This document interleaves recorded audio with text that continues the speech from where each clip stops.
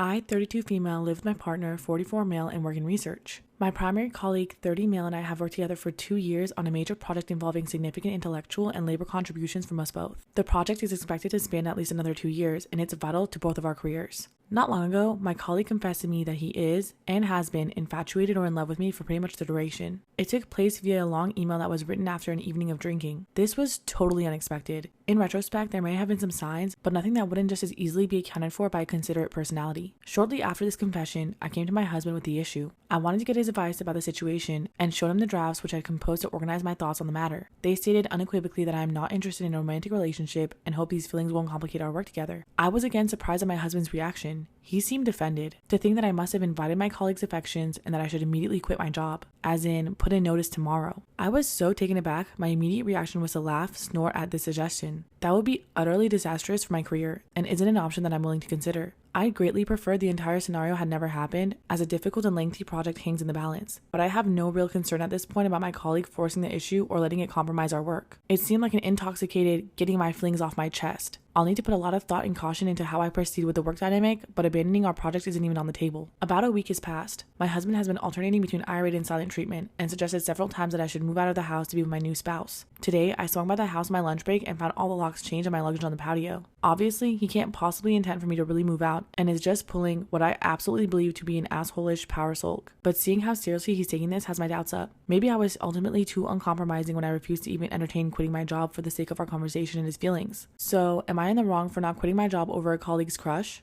Part 2, not quitting my job over a colleague's crush. So my husband called me. Long story short, he's been extremely anxious each day when I leave for work and buckled from the pressure today. I'm welcome back home once I've quit my job, which is obviously still unacceptable. I'm considering taking a week of accrued paid leave, which will hopefully result in an adult conversation with my husband, as well as coming to a decision about how to best handle colleague. With that feeling, I'm hearing the word lawyer loud and clear throughout these comments. I'm grateful for all the support and perspective. I ended up calling my sister 38 female, something I avoided initially because I didn't want to stir the pot by involving family members who already dislike my husband. I'm currently with her and my cousin 35 male, who are both supportive. Our plan is to call a locksmith tomorrow. To regain access to the property, husband can ruminate with friends or at a hotel for the present. For cousin to collect some important things of mine from the house, and for me to stay with my sister for a few days while I take a hard look at my situation and options. I'm not set on divorce at this point, but I definitely need to reassert some basic boundaries before exploring further discussion with my husband. My husband tried to bar my cousin from entering the family home to retrieve my things, which escalated into a physical confrontation. The police arrived and both husband and cousin were made to leave the premises. My sister and I changed the locks the next day to secure the house, and I'm staying with my family for a little while I plan my next move, which in all likelihood will probably be a divorce.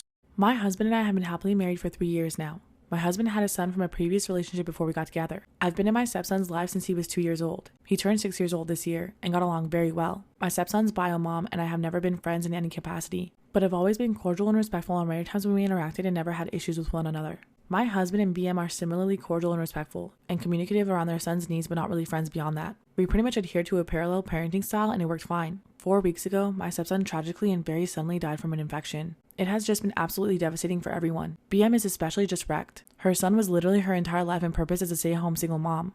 My grief cannot compare to the level I know that she feels, and I do have compassion for that. My husband is of course also exceptionally distraught. I've been doing my best to be understanding in how they both need to grieve as parents. 2 days ago, my husband said that he had something he needed to discuss with me. He explained that BM approached him with a request. She asked my husband to be her sperm donor for IUI IVF, as she desperately wants to be a mom again and wants to conceive a child with the same partner that her son had. He basically made it clear it's something that he's willing, even wanting to do, but he knows that he needs to understand how I feel about it. Well, I don't know how to exactly communicate what I feel about it at this point, but the feelings are not good ones. I told him that I needed time to process this. My husband and I have been trying to have a child of our own for the past few months, so this is even more personally difficult for me to take in. I think I already know that I'm not okay with my husband having another child with his ex, but I am thinking of suggesting that we offer her financial support to seek out alternative fertility options that do not involve my husband's sperm, and quite honestly, do not involve 18 years of co-parenting. I'm actually not even sure what BM and my husband are thinking regarding this scenario. Additionally, BM is 41 years old, so there is a high probability this whole situation will be a lot of money and time spent without any results. Overall, I think I'm just in shock here. I feel disrespected and angry, but I also understand it's not really just about me here. I would just appreciate some level of advice from people outside the situation, specifically advice on how I should convey that I'm not on board with this without making it a point of contention. Part 2, my husband is considering conceiving a child with his ex. After I came home from work last night, my husband came into our room and immediately started sobbing and apologizing. He had spoken to his dad that day and told him what BM had proposed. My father-in-law, bless him, had apparently really went off on the delusion of it. My husband and I had a long into the early morning talk about it, and he was able to recognize and explain that what seemed like an interest in BM's request was misplaced desires. He explained that he's been so focused and excited about the prospect of planning for a child with me for the last 4 months and envisioning life as a father of 2, and it felt confusing to still be feeling that while dealing with the devastation of losing his son. BM's ask was a total shock for him too, and when you're face to face with someone grieving so deeply, asking for your help, a solution, however absurd it is, it's not always as easy to think logically. I went ahead and took action on something that I could control. I reached out to my therapist and got a reference for a couples counselor who is specifically experienced in dealing with grief and child loss. He was receptive and seemed relieved to have the therapy appointment, so I'm hopeful that it'll be a start in unpacking these complicated and conflicting feelings. We agree that he should ultimately end all contact with BM, but we'll still consider what sort of short-term lump sum financial support makes sense with the consult from a lawyer to keep it entirely copacetic. We also agree to hold off on any child planning until sufficient time and counseling takes place. However, later on, I found out that my husband did not tell me the truth about BM's request. The truth being that he and BM had frozen embryos when they were together from years ago, and she was planning to use those. I obviously had no idea they had done this and likely would never have known if not for the fact that BM did have a successful implantation and is now in her first trimester. So my husband was forced to come clean. The distress I feel about everything that has happened in the past 4 months is beyond words. So that's it. That's the update. I don't know what to do regarding so many things about this. At least I have a good therapist. I told her that's chubby. You're chubby. Am I the asshole for telling my girlfriend she's not curvy, she's chubby? So my girlfriend, 23 female, and me, 26 male, have been together since 2019. She used to weigh about 125 pounds at 5'8". She was pretty thin. The past 13 months, she gained 25 pounds and now weighs 150 pounds. She continuously calls herself curvy, and that's just not true. Her boobs did not grow with the weight gain, and she is still a 34A cup. Her thighs and butt area did grow a bit, but she's still not an hourglass. You're an asshole. Holy shit. I don't like what? Stop. I wouldn't be bothered by this if she didn't heavily identify with it. When she was 125 pounds, she kept identifying with how thin she was. At 125 pounds, she was proud that they couldn't see anything on her CT scan when she had an appendicitis because she was too skinny. She wants to make a TikTok fashion page dedicated to curvy fashion. I got annoyed with her identifying so much with a body type that isn't even hers that I said, "You're not curvy, you're chubby." She looked at me stunned. I told her curvy was like Beyonce, for example. She said that she felt that she was curvy because she's not skinny anymore and not fat. I told her that's chubby. You're chubby. And she began to cry and left my apartment. Oh my god, wow, that's so mean! It's been 12 hours and we haven't talked since. I know this was mean, but it was true. I was so frustrated with the idea of her making this fashion TikTok account for a body type that's not hers. See, let's get to the root of it. Why does that bother you? It's like her own personal TikTok. Like, why do you care? Why does that bother you? It's her life. It's her body. It's her TikTok. Like, why does that? It doesn't affect your life at all. Also, she hasn't had an eating disorder or anything. I think she just naturally gained weight as she got older. Am I the asshole for stating a fact?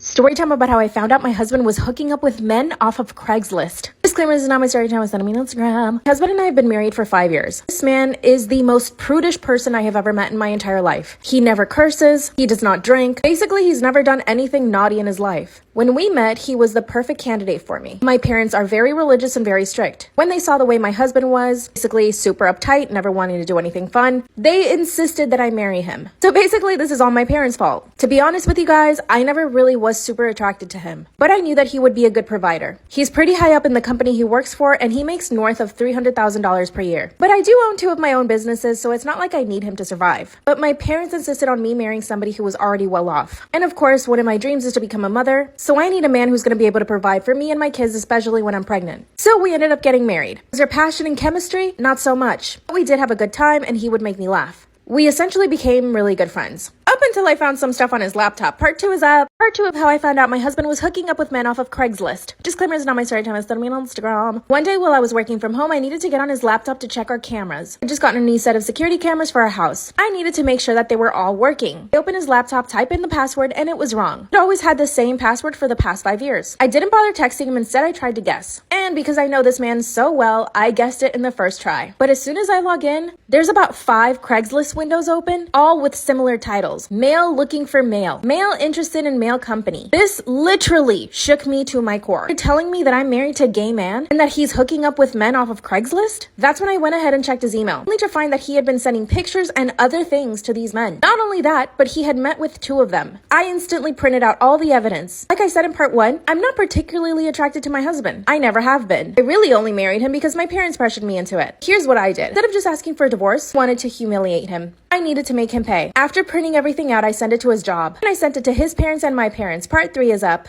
That's when I sent videos of my own husband hooking up with other men to his job, my parents, and his parents. At this point, I had been married to a man that I wasn't attracted to for 5 years, only to find out that he was hooking up with other men off of Craigslist. Remember I said in part 1 how prudish my husband was? He always made himself seem like he was the perfect man, like he had never done anything bad in his life. But let me tell you, some of the things I read in those emails, and the pictures, and the video, disgusting. No wonder he put off having kids for so long, and no wonder he made me get on the pill, because he never had the intention of having kids. When everyone received their packages, my husband called me super upset. He said that he had only done it for about a week, and that it was just him experimenting. And he told me that his job put him on suspension. My parents, of course, stopped speaking to him. My mother-in-law calls me on the phone and tells me that she had always known that he was gay. And apparently they insisted on him not marrying me. But he was set on having the perfect wife. The perfect life. We're obviously getting a divorce now, and I'm getting all his money. Or at least I'm gonna try. He's already claiming that I'm obsessed with him, so he wants to get a restraining order. I need to make him suffer even more. How should I do this? Part 4 will be up soon.